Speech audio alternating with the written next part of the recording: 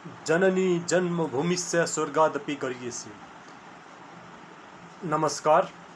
आज म अलि पृथक विषयमा आफ्नो धारणाहरू राख्ने कोसिस गर्दैछु। मैले विगतका दिनहरूमा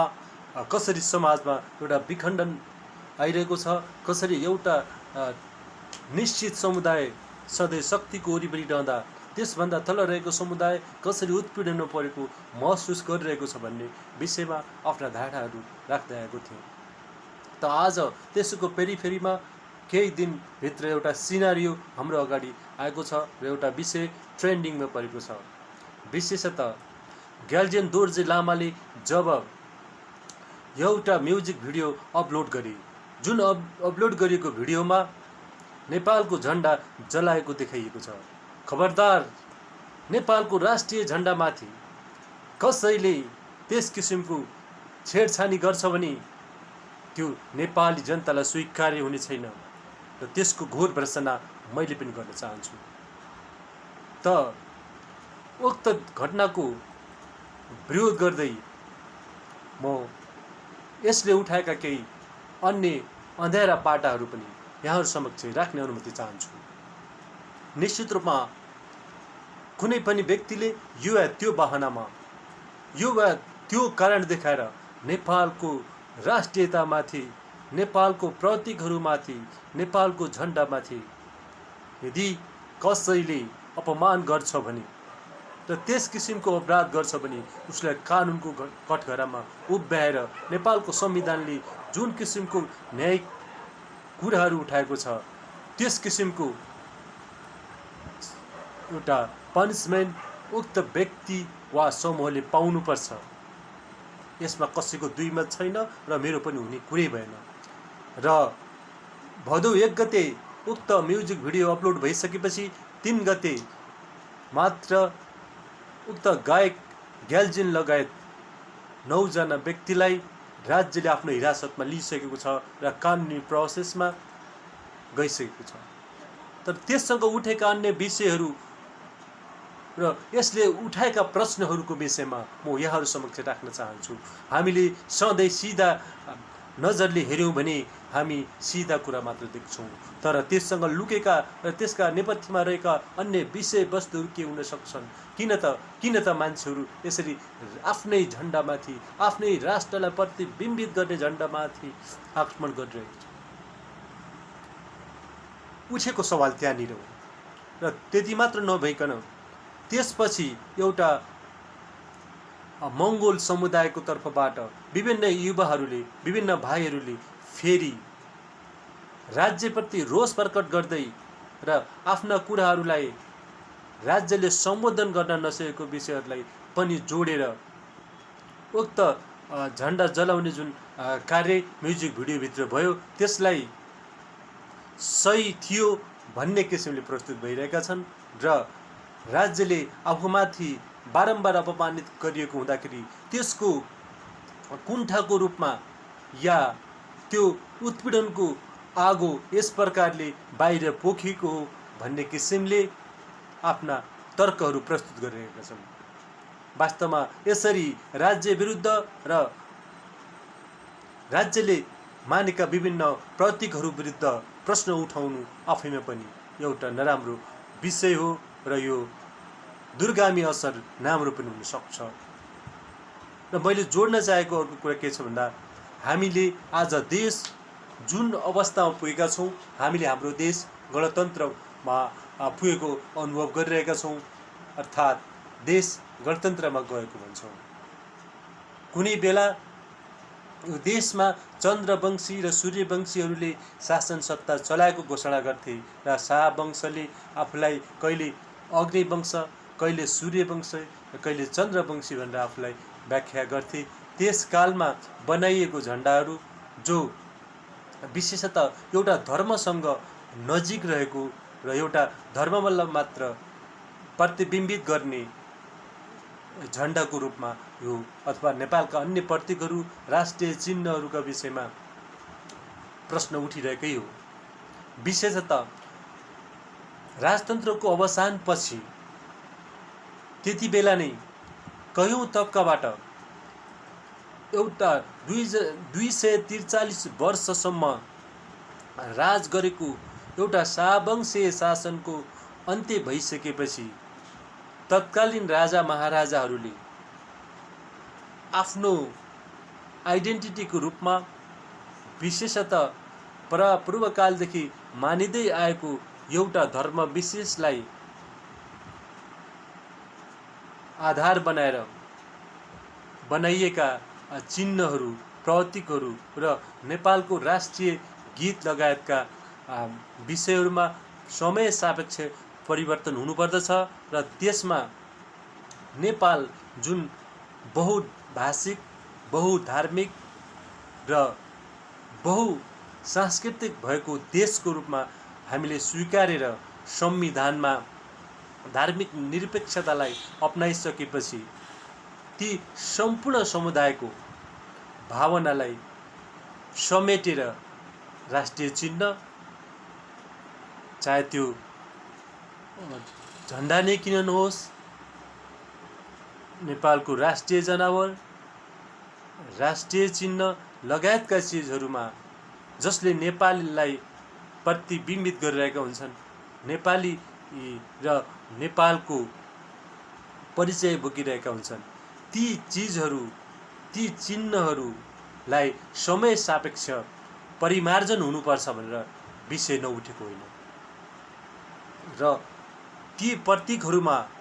जुन एउटा परम्परागत धर्म, परम्परागत संस्कार, परम्परागत संस्कृतिलाई मात्र त्यसले रिप्रेजेन्ट गर्न सक्छ। यदि साँच्चैको नेपालका प्रतीक, नेपालको झन्डा र नेपालका जति पनि एउटा रिप्रेजेन्ट गर्ने विषयवस्तुहरू छन् ती समय सापेक्ष परिवर्तन हुनुपर्छ र त्यस्तै जुन जुन कुराहरूले आफ्ना विषयहरू समेटेको छैन र आफूलाई अपमान भएको महसुस गर्छ त्यो समुदायलाई पनि, उनीहरूको भावनालाई पनि समाहित गरेर परिमार्जन हुन जरुरी छ भन्ने कुरा विगतदेखि उठेको। त्यति मात्र नभइकन, उनीहरूको भावनाको विषय मात्र नभइकन त्यो समुदायले विशेषतः नेपालमा केही प्रतिशत समुदाय जो विगत लामो समयदेखि सत्ताको वरिपरि रहेको छ र विगत लामो समयदेखि शक्ति केन्द्रमा रहेको छ र देशमाथि यो किसिमको एकाधिकार जस्तो, चाहे त्यो सांस्कृतिक क्षेत्रमा होस्, चाहे राज्य परिचालन र सञ्चालनको विषयमा होस्, चाहे कुनै पनि क्षेत्रमा होस्, त्यो एउटा समुदाय मात्रै सधैँ शक्ति केन्द्रमा छ भन्ने कुरा यहाँको 80% जनसमुदायले विगत लामो समयदेखि महसुस गरिरहेको र आरोप लगाइरहेको एउटा विषय छ। विशेषतः राज्य सत्तामादेखि लिएर यहाँको सांस्कृतिक परिवर्तनको विषयदेखि लिएर यहाँको कला क्षेत्र, सांस्कृतिक क्षेत्र र हाम्रो पहिचानका विषयहरूमा सबै वर्ग समुदायको र हरेक जात र वर्गको भावनाहरूलाई समेट्नुपर्छ भनेर उठेको थियो। तर हामीले लामो 2007 सालदेखि अझ त्योभन्दा पहिला 1994 र 90 को दशकदेखि 60-65 को सालसम्म आइपुग्दा एउटा 70 वर्षको लामो एउटा चरणपछि प्राप्त गरेको भनेको त्यही राष्ट्रिय गीत, एक थान संविधान मात्र परिवर्तन भएको जनताले महसुस गरे। तर अन्य व्यवहारिक चिजहरूमा, चाहे त्यो राज्य सत्ता सञ्चालन गर्ने विषयमा सबै वर्गको सामूहिक प्रतिनिधित्वको कुरा होस्, चाहे सांस्कृतिक रूपान्तरणको कुरा होस्, चाहे उनीहरूको दैनिक जनजीवनमा परिवर्तनको समय सापेक्ष रूपान्तरणको कुरा किन नहोस्, त्यो हुन नसकेको विषयमा विशेष गरेर नयाँ युवाहरूमा अहिले एउटा आक्रोश भित्र भुसमा आगो जस्तै लागिरहेको छ। र सही समयमा यदि राज्यले यी विभिन्न विषयहरूलाई सम्बोधन गर्न नसकेको खण्डमा 2052 साँची छ, फेरि अर्को विद्रोह नहोला भन्न सकिन्न। एउटा जातीय विद्रोह यदि त्यस्तो भएको खण्डमा हाम्रो देशले जसरी यो देशका निरपराध निहत्ता होनहार नेपाली 17,000 हामीले गुमायौँ, त्यस्तै अर्को त्यस्तो खालको विद्रोह, एक जातीय विद्रोह हुन गएको खण्डमा त्यो खालको अवस्था अब नेपालले थेक्न सक्ने अवस्था छैन। त्यस कारणले गर्दा पनि हामी के भन्न चाहन्छौँ र म के भन्न चाहन्छु भन्दा, राज्यले आगो कुनै छेउबाट किन लागेको किन नहोस् या झिल्को सानै किन नहोस्, यदि समयमै त्यसलाई निभाउन सकिएन भने, भित्रै जल्दै आयो भने यस्तो सैलाब आउनेछ, यस्तो भूकम्प आउनेछ, यस्तो भुइँचालो आउनेछ जसलाई रोक्न हामी सक्ने छैनौँ। त्यसकारणले अहिले विभिन्न वर्ग, विभिन्न समुदायका मान्छेहरू सचेत भइरहेका छन्। नव युवकहरूमा सचेतना लागेको छ। उनीहरूले आफ्ना हक र अधिकारका विषयमा आवाज बुलन्द गर्न थालेका छन्। तर नेपालमा लामो समयदेखि खालि एउटा समुदाय सङ्ख्यात्मक रूपमा उनीहरूको सङ्ख्या खालि 20 देखि 25% होला, तर पनि राज्य सत्ताको उपभोग गर्ने सवालमा किन नहोस्, उनीहरूको मान्यता, संस्कार र संस्कृतिलाई निरन्तरता दिने सवालमा किन नहोस्, त्यो विरासतको रूपमा चलिरहेको छ। तर मेन स्ट्रिमबाट बाहिर रहेको तबका, चाहे त्यो जनजाति या मङ्गोल वंशको किन नहोस्, चाहे त्योभन्दा अझ बढी उत्पीडनमा परेको दलित समुदाय किन नहोस्, चाहे त्यो मधेसमा बसिरहेको मधेसी किन नहोस्, या लिङ्गीय रूपले अपमानमा परेको महिला समुदाय किन नहोस्, अहिले पनि उनीहरूले आफ्ना भावनाहरूलाई अहिलेको संविधानै भित्र पनि प्रतिबिम्बित हुन नसकेको, समेट्न नसकेको र व्यवहारिक रूपमा संविधानले उद्घोष गरेका र संविधानभित्र समेटेका विषयवस्तुहरूलाई पनि व्यवहारिक रूपमा कार्यान्वयन हुन नसकेको र लागू हुन नसकेको कुराहरू अहिले व्यवहार त हामीले देखिरहेका छौँ। केही समय पहिलाको रुकुमको घटनालाई लिउँ, जहाँ निहत्ता होनहार दलित र गैर दलित बिचको वैवाहिक सम्बन्धको विषय या प्रेमको विषयलाई लिएर 6 जना युवाहरूलाई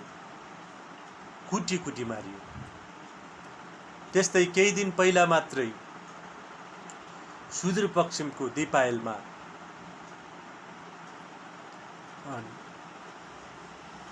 एउटा युवाले मन्दिर जाने क्रममा चस्मा लाएर र अलिकति फेसनेबल भएर जाँदै गर्दा 4-5 जना गैर दलित समुदायको मान्छेले, युवाहरूले आक्रमण गरेर उसलाई पिटिन्छ र उसलाई घायल बनाइन्छ र हात खुट्टासम्म तोड्न पछाडि परिन्छ। तराईमा त्यस्तै दलित समुदायका मान्छे मर्छन्, हिमालमा त्यसरी नै मर्छन् र त्यसरी नै उनीहरूको राज्यको हरेक तह र तबकामा उनीहरू अपमानित भइरहन्छन्। यदि यो परिवेश र यो घटना यसरी नै रहिरहने हो भने र यो किसिमको व्यवहार सधैँ रहिरहने हो भने यहाँ राष्ट्र र राष्ट्रियताको दुहाई दिँदैमा त्यो मुस्रोलाई हामीले रोक्न सक्ने छैनौँ। यहाँ अझै पनि 80% मानिसहरूले आफूले पाउनुपर्ने अधिकारहरू प्राप्त गर्न नसकेको र आफ्ना हक अधिकार जसरी कुनै कालखण्डमा एउटा धर्मको नाममा, जातको नाममा, संस्कृतिको नाममा, संस्कारको नाममा खोसियो या जबरजस्ती रूपमा उनीहरूबाट अपहरण गरेर लगियो र एक किसिमको धर्म, एक किसिमको संस्कृति र एक किसिमको संस्कारलाई जबरजस्ती रूपमा समाजमा लादियो। तर आज आइपुगेपछि, आज देश सङ्घीयतामा गइसकेपछि, आज देश धार्मिक निरपेक्षतामा गइसकेपछि, आज देश गणतन्त्रमा गइसक्दा पनि जनताले जुन समृद्धि, विकास र उन्नतिको त महसुस गर्न सकेका छैनौँ। राज्यले त्यो किसिमको आफू राज्य नै रहेको प्रत्याभूति जनतालाई गर्न सकेको छैन। यसको साथसाथै त्यो उत्पीडनमा परेको समुदाय, त्यो पीडामा परेको समुदाय, त्यो मूलधारबाट बाहिर रहेको समुदाय र सधैँ आफूलाई उपेक्षामा परेको महसुस गर्ने समुदायलाई एउटा मूलधारमा ल्याउनको लागि जुन किसिमको प्रयास राज्यतर्फबाट हुनुपर्थ्यो, त्यो किसिमको प्रयास हुन नसकेको कुरा यी घटनाहरूले प्रस्ताइरहेको हुँदा सत्तामा रहेका र विशेषतः राज्य सत्ताको वरिपरि रहेर लामो समयदेखि त्यसको सुख भोग गरेको जुन एउटा निश्चित समुदाय छ, त्यो समुदायले अब सधैँ डाडु पन्यु लिएर आफू मात्रै भान्से बनिरहने हो भने सधैँ उनले दिएको जुठो पुरो र उनीहरूले मात्र एउटा निश्चित क्वान्टिटी बनाएर, निश्चित मात्रा तोकेर दिएको सुविधा या अधिकारमा अन्य समुदाय बस्नेवाला छैन र आजको नयाँ जेनेरेसन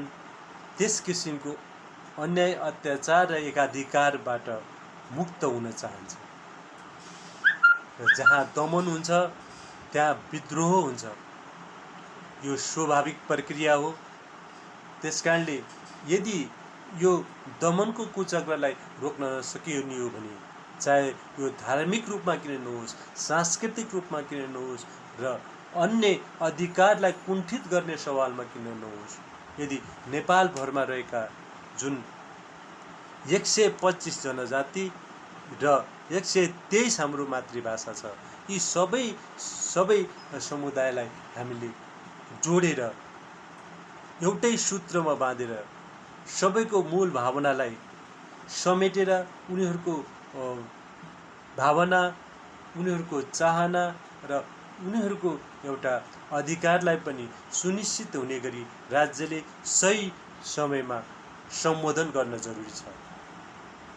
र कतिपय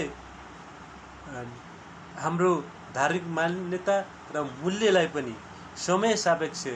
त्यो समुदाय र त्यो निश्चित आफूलाई अवहेलनामा परेर एउटा अन्य किसिमको संस्कार र अन्य किसिमको परम्परालाई अँगालिरहेको छ भने पनि उनीहरूको परम्परा, उनीहरूको संस्कार, उनीहरूको रीतिरिवाज, उनीहरूको पोसाकलाई पनि राज्यले समुचित रूपमा सम्बोधन गर्ने र त्यसलाई पनि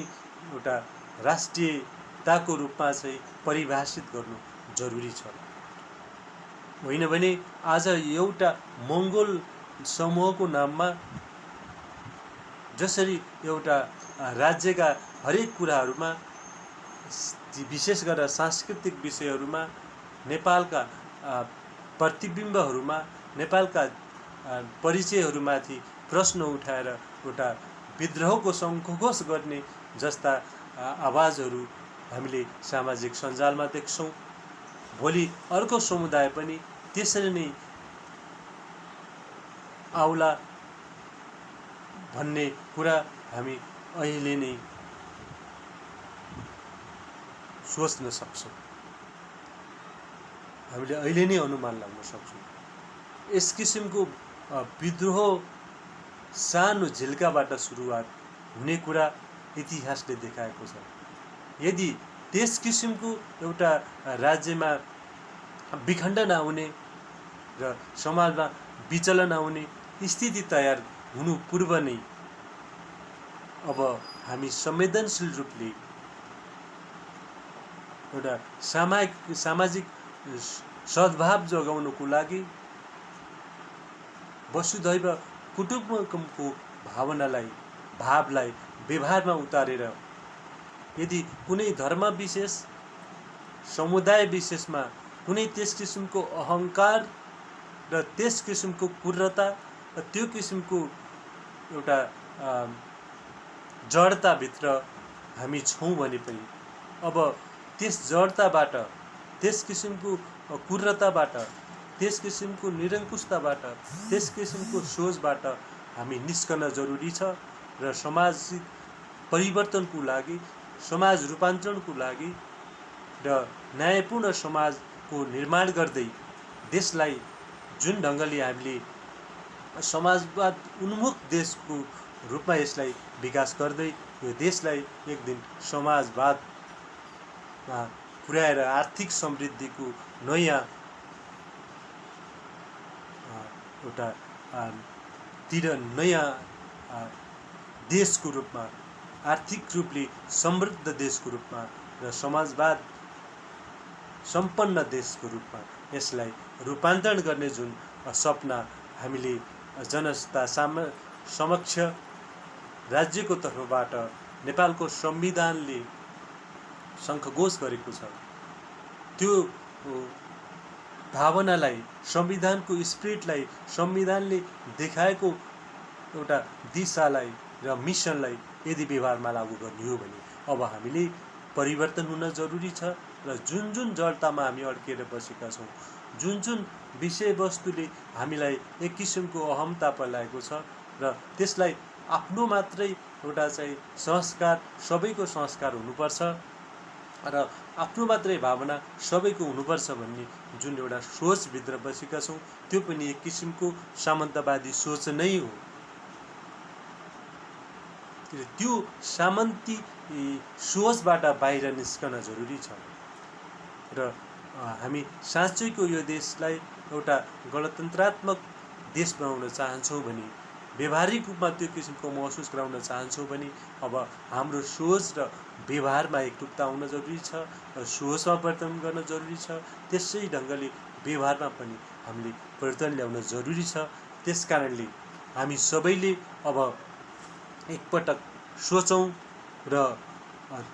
हुन सक्ने एक किसिमको विश्वबाट समाजलाई जोगाउने हो भने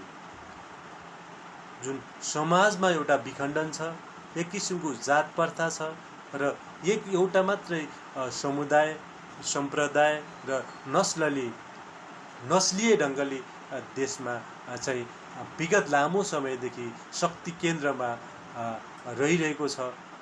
बिस्तारै उपेक्षामा परेको समुदाय र विगत सदियौँदेखि उत्पीडनमा र एउटा पूर्वाग्रहपूर्वक बाहिर पारिएको र पछाडि पारिएको एउटा वर्ग समुदाय छ, चाहे त्यो दलित होस्, चाहे त्यो जनजाति होस्, चाहे त्यो मधेसी होस्, चाहे त्यो महिला होस् या कुनै पनि समुदायको किन नहोस्, उसले आफूलाई उपेक्षामा परेको छु र मेरा भावनाहरूलाई राज्यले सम्बोधन गरेको छैन भन्ने लाग्छ भने त्यो समुदायका भावना र ती समुदायका मागहरूलाई पनि राज्यले सही समयमा सही ढङ्गले सम्बोधन गर्न सक्नुपर्दछ भन्दै अन्त्यमा फेरि पनि भन्छु, नेपालको झन्डा, नेपालको प्रतीक, नेपालका चिन्हहरूको विषयमा निर्णय गर्ने अधिकार र त्यसको अपमान गर्ने अधिकार कुनै व्यक्तिलाई छैन। यदि उक्त चिन्ह, झन्डा या कुनै पनि चिजहरू यदि हाम्रो भावना र समग्र नेपालीहरूको भावना, समग्र जनताको भावनालाई प्रतिबिम्बको रूपमा जान सक्दैन भने त्यसलाई सुधार गर्ने अधिकार पनि राज्यलाई छ। त्यसकारण राज्यले समय सापेक्ष जे कुरामा परिवर्तन गर्नुपर्दछ त्यसलाई परिवर्तन गर्दै लगोस् र सबैको भावनालाई समेटोस्, सबैको सोचहरूलाई समेटोस्, सबैको चाहनाहरूलाई समेट्ने गरी नयाँ नयाँ विषयवस्तुहरू राज्य रूपान्तरणको लागि धेरै काम गर्न बाँकी छ। ती कामहरू कर्मिक रूपमा गर्दै जाओस् र अहिलेको परिप्रेक्ष्यमा जुन एउटा अन्तर्राष्ट्रिय एउटा त्रासदीको अवस्था छ, यो कोभिड-19 को कारणले विश्वभरको मानव सम्प्रदाय जुन ढङ्गले एउटा पेन्डेमिक सिचुएसनमा पुगेको छ र दिनानुदिन हजारौँ हजार मान्छेले आफ्नो जीवन गुमाइरहेका छन्। यो दुःखद क्षणमा हामीले आफ्ना हरेक आग्रह पूर्वाग्रहहरूलाई केही समय थाती राखेर बाँचौँ र बचाउँ भन्ने एउटा मात्र नाराले विश्व मानव सम्प्रदायले विश्वभरको मानवलाई बचाउनुको लागि सोच्नुपर्ने बेला छ। त्यसकारणले म आदरणीय पक्ष विपक्ष या उत्पीडन परेको लाग्ने समुदाय किन नहोस्, सबैले यति बेला आफ्ना विभिन्न माग, विभिन्न किसिमका आग्रहहरूलाई एका ठाउँमा थाती राखेर कसरी आफ्नो जीवन र मानव जीवनलाई बचाउनुको लागि हामीले के गर्न सक्छौँ, मैले के गर्न सक्छु भन्ने भावनालाई चाहिँ यति बेला हामीले उजागर गर्न जरुरी छ र जे जस्तो गर्दा हामीले मानव समुदायलाई बचाउन सक्छौँ र विश्वभरको मानवको अनुहारमा फेरि नयाँ मुस्कान पुनरागमन गराउन सक्छौँ, त्यसको लागि मैले के भूमिका खेल्न सक्छु भन्ने कुरालाई हामीले आफ्नो जिम्मेवारी सम्झेर अगाडि बढौँ। हस्त, थ्याङ्क यू, बाई बाई।